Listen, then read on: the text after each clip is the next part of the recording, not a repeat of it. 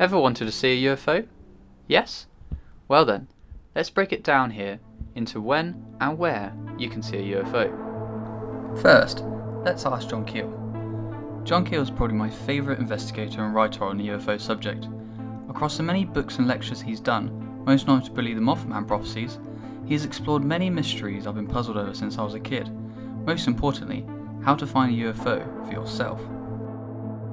In John Keel's books Operation Trojan Horse and Mothman, after going through over 700 UFO sightings and reports he had collected back in 1966, he concluded that the most likely day to see a UFO is Wednesday, specifically between the hours of 6 and 10, but mostly 10 PM. He even went as far as to make the claim that it didn't matter where you were on the planet, but that Wednesday would still be the best day. He did also mention that you have to do this during a UFO wave that was taking place at the time. Dr. David Saunders of Colorado University fed several thousand sightings into a computer and found that Wednesday phenomena did remain stable. That day produced the largest number of sightings well beyond the laws of chance and averages. In Keel's book Mothman, after Keel made this claim on national television to Jackie Oberlinger on her TV show in Charleston, Jackie took this information as gospel and went out to try and find it out herself. And to her astonishment, she and her friends spotted a UFO at 10 PM on Wednesday night, March 29th, 1967. Apparently 3 globes of bright light passed over in a V formation. Looking elsewhere, the National UFO Reporting Center in the US showed that out of 121,000 UFO sightings, July the 4th represents just over 2% of all sightings on any given date. Dates including New Year's Eve, New Year's Day, July the 3rd and July the 5th were all very common for UFO sightings as well, and all of which are on holiday season in America. But one thing that really stood out from the results were the strange frequency of sightings on these following days of the year: June 15th, July the 15th, August the 15th, September the 15th, and October the 15th. They also said that during an average week, sightings pick up on Friday and are much higher on the weekends than the weekdays. The data analyst explained that this is pretty predictable, as more people are out of work and staying up later in the evenings, out walking dogs, smoking or driving.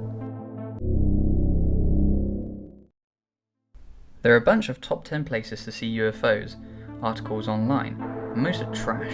Saying Chile is a great place to see UFOs is like saying the Pacific Ocean is a great place to fish. It's a massively vast area to cover, and I'd prefer somewhere more specific. So, is there anywhere on Earth that routinely has frequent UFO sightings? Yes, apparently. Disclaimer though, I'm yet to visit some of these places, and as I'm making this video, I'm yet to definitely say I've seen a UFO. So, let's look at some of the hotspots I've come across in my research. First we'll start with the places that seem to be the strongest UFO hotspots worldwide. For pretty much all of you, these are extremely far remote places, many hundreds of miles away from us. But for my UK viewers, hold on, as we will examine a few spots on our little island as well. Okay, not all of Chile, but some parts are known for UFO sightings, including parts of Patagonia and the Chilean UFO Trail, a few hundred miles south of Santiago. But where exactly? Well, if you live in Chile, here are the spots worth looking at. This archipelago of islands, or fjordlands, just south of the Isle of Chiloy, is home to many legends and local myths. One such myth is the Friendship Island, which is covered in detail by an investigator called Chaz of the Dead in his book Hunt for the Friendship. This became my favourite read of last year. Anyway, in his book, Chaz sets out to find the secret island supposedly inhabited by a bunch of extraterrestrials. After talking to many witnesses and actually visiting some of the islands in the archipelago himself, unlike what most researchers do, he comes across an old couple living on a very remote island who claim they frequently saw lights in the sky, and that also craft had landed many times on an island opposite to theirs. Okay, so where is this island? Well, I asked Chaz, and this is the location he sent me. Looking back at this Friendship Island mystery, it deserves an entire video in itself, which I wish to make at some point. And if I can afford it, plus COVID permitting, I will go hunting for this island one day myself and hopefully write about it too. Overall, this island archipelago is home to many UFO sightings in recent years, according to the witnesses and sources in Chaz's book. so it's one to add to this list. Also in Chile, we have the UFO Trail. The trail exists along a 30-kilometer path which passes through El Enradrillo, a plateau with strange square blocks on top of it. Eric von Daniken believes this was an ancient landing platform for UFOs, and for those who don't know him, he is the author of the well-known Chariots of Fire and the main reason why the show Ancient Aliens exists. Chaz of the Dead also visits the area in his book and hears of strange stories from the locals who claim UFO sightings are frequent up there and are also dangerous. One story mentioned in his book involves a bunch of hikers getting a paralysis of some kind when reaching the rocks from a nearby village at night. This and other stories have kept the locals from visiting the Stone Plateau at night themselves. Another destination along the trail is Colborne Lake, known locally as a USO spot where many people have spotted UFOs emerging from the lake, including a Japanese journalist called Isaku Odera back in 2009. On another occasion, the mayor of the local town even claimed he saw a UFO sucking up water from the lake.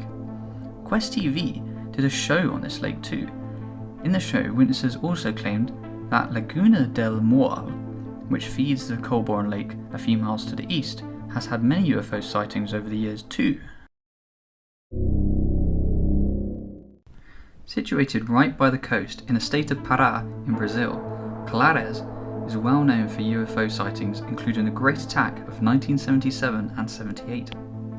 Again, this case is worth its own video in its own right, and one of my favourite channels has also posted about it recently, link in description. To summarise the events though, for more than a year, people were routinely being burnt by UFOs flying over.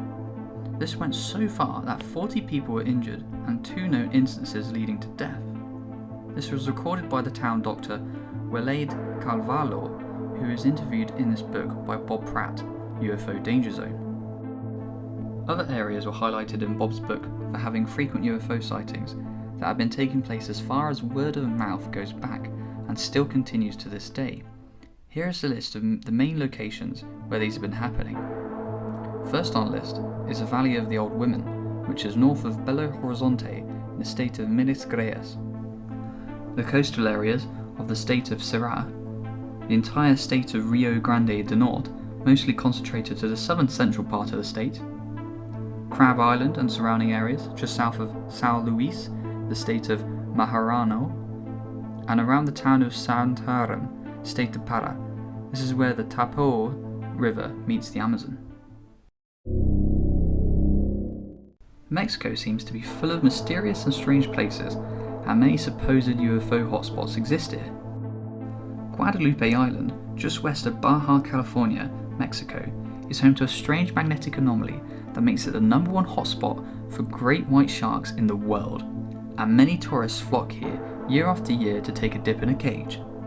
This barren, desolate volcanic island is home to only a handful of fishermen and a Mexican Navy outpost. What also seems to be apparent is the vast number of UFO sightings that happen here too.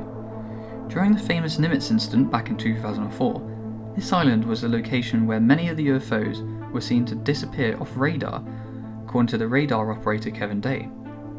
The show Unidentified Season 1 Episode 3 takes a trip first to Ensenada, at the top of Baja California, to arrange a trip and meet a journalist who puts them in touch with local witnesses who have been near Guadalupe itself. After meeting many witnesses, from fishermen to local pilots, they discover that up and down the Baja California coast is a hotspot for UFO activity. They head for Guadalupe Island later in the episode, and meet local fishermen living on the island who claim to have seen many lights in the sky, but in some cases, even seeing the lights under the waves of the ocean as well. I thought it would be worth taking a look at what some of the experts in the field have had to say about when and where UFOs can be seen. For some people, like John Keel, I took the details from published books and lectures, and for others I asked them personally for a comment. Taken mainly from his lecture in Sheffield, UK, Keel suggested that viewing the night sky over the ocean in a place with little light pollution should yield success. He explained how, if you are willing to watch the stars for many hours and carefully work out which stars are visible using a map, you can find 1 or 2 that shouldn't be there. If you watch these lights for a good few hours, whilst the real stars move gradually around in the sky as they do, these odd lights will remain stationary, and after a few hours they may shoot off at great speed. Chaz shared with me that he thought the lights would often appear near mountainous parts or remote areas. Sadly, despite my climbing expeditions to remote mountain ranges around the world, such as the Atlas Mountains in Morocco and the Caucasus in Russia, I've not seen these strange lights myself. Perhaps I just wasn't looking hard enough. Although come to think of it, one starry night I did see a fair few things in the sky move at great speed over southern Russia, but I can't say for sure what they were. I guess if you're bad enough at identifying flying objects, anything can be a UFO. In Tony Dodd's book Alien Investigator, he comes up with quite a few areas of interest. Along the southern coast of Iceland, fishermen reported that UFOs would emerge out of the water there. He also said that people would see UFOs along the east coast of the UK. Whilst working in the police force, he saw multiple UFOs on many occasions in North Yorkshire Dales. In his book, he narrows a specific area down to 3 square kilometres around Carlton Moor, taken both from his own sightings and other reports he has received. 3 locations he also listed were Grassington, Skipton and Gargrave, all north of the moor. He adds that he saw the UFOs frequently during the 80s, late at night on the A65 road from Skipton to Gargrave. Tony Dodd also mentioned Dolby Forest in the Yorkshire Moors as a hotspot and the site of animal and human mutilations. I visited the spot back in autumn last year and was surprised to see the UK's early warning nuclear missile listening system was close by, RAF Fylingdales. Some researchers I've spoken to suggested that sites like these could act as beacons for the UFOs. Like RAF Fylingdales, Cheyenne Mountain in the US, also known as NORAD, has also attracted unwanted attention, and the mutilation of a cow back in July 1975, which was discussed in Jacques Vallée's book Messengers of Deception. Rich was able to give me a few areas to explore as well: the Pennines, Cornwall, Bonnybridge in Scotland, the east coast of East Anglia, and parts of Yorkshire. Triangles have also been seen over Derby and Cannock Chase too. Looking just at Bonnybridge, its notoriety for being a UFO hotspot grew in the years 1992 and 94, thanks to over 600 sightings being made in a small town area. This prompted the council to write to John Mayer and Tony Blair, the later Prime Minister, for an explanation. Some articles claim the sightings still go on to this day, although I haven't found any hard data to back this up myself, and Richard did say it was a hotspot years ago. On a Swansea UFO Network video, they interviewed investigator Gary Rowe. He stated that an area in North Wales was of particular significance, and every year UFOs come in the winter months from January to April and late at night. The area in question is a long valley that extends from Liverpool Bay at Rhyl to past Denbigh. It is around the Clwyd mountain range, and he believed it was possible to fly below military radar along this valley beneath the mountain range. Gary went on to explain that he confirmed his suspicions once he spoke in person to the Coast Guard down at Rhyl. They told him they'd seen strange lights come out of the ocean and fly along the coast before turning towards the mainland further west to their position. They also said that they must report any strange flying objects to the MOD at once. Anglesey was also a hotspot from Gary's research, including the area of the copper mine Paris Mountain, where a number of people had frequently spotted UFOs over the years, including one kid who wet himself from fear. From my research, it appeared that UFOs tended to be more active and interactive in the more remote parts of the world. In UFO Danger Zone, Bob even mentioned that in Colores, once the area modernised and street lighting was installed in the area, the UFOs appeared less. With this in mind, you'd think less UFOs would appear in the cities, although this may not be the case. The UFO study by the National UFO Reporting Center found that most UFO sightings took place in the most heavily populated states of America: California, Texas, Florida, New York and Ohio. Also in my own research, after talking to many witnesses in Sao Paulo, Brazil's biggest city, they were seeing regular UFOs in the sky almost every night in May through to July last year. This took place after the whole Rio Mage UFO crash event last May, which I covered in my older videos. One interesting point from Bob's book was that many people would be walking home from activities late at night in areas extremely remote and without any light pollution. After lighting just a cigarette or turning on a torchlight, a UFO would appear over them. Some workers at a local farm caught onto this, and one night left a lamp on a scarecrow during the day and waited and hid in nearby bushes. After a few hours after dusk, a UFO appeared above the scarecrow and shined the classic cone-shaped light over it. With this in mind, are UFOs more interactive with us and animals in remote areas, but will buzz about safely high in the sky almost anywhere? I can't honestly say either at this point. I'm hoping with some further research from these books and questioning of known researchers, we can find a definitive list of areas where UFOs can be seen in certain times of the year and day. If any of you viewers know of any possible hotspots that still generate sightings to this day, please let me know.